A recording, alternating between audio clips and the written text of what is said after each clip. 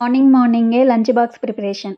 Rice నానబెట్టుకున్నాను. కందిపప్పు కూడా నానబెట్టుకున్నాను. ఇంట్లో కొన్ని గ్రోసరీస్ అయితే అయిపోయినాయి. జెప్టోలో ఆర్డర్ పెట్టుకున్నాను. 20 మినిట్స్‌లో వచ్చేస్తుంది ఆర్డర్. వారైతే కిందకి వెళ్లి తీసుకొచ్చారు. కాఫీ పౌడర్ ప్యాకెట్సే వాడతాను. ఇంకా పల్లీలు, పచ్చిశనగపప్పు, అమూల్ బటర్ క్యూబ్స్. మధ్య ఏంటో ఇప్పీ నూడిల్స్ కంటే మ్యాగీనే ఎక్కువగా తింటున్నా. నాకేదో వంకాయ కర్రీ తినాలనిపించి ఆర్డర్ పెట్టుకుంటే ఆ వంకాయలు ఎంతెంత లావునొచ్చినాయో. ఇక్కడ చూపిస్తున్న ఈ పచ్చడి అయితే ఎండుమిరపకాయ పచ్చడి. అమ్మ పంపించి 1.5 ఇయర్ పైన అయిపోయింది. ఉండేది మేమిద్దరమే కాబట్టి ముద్దపప్పు అలా చేసుకున్నప్పుడు కొంచెం తీసి గ్రైండ్ చేసుకుంటాను. గ్రైండ్ చేసుకుని ఇలా తాలింపు అయితే పెట్టేసుకుంటాను. తాలింపు అంటే ఏం లేదు, ఆయిల్లో ఆవాలు, జీలకర్ర, పచ్చిపప్పు, చిన్నుల్లిపాయలు, కరివేపాకు, కొత్తిమీర వేయించుకుని గ్రైండ్ చేసుకున్న ఆ పచ్చళ్ళలో కలిపేసుకోవటమే.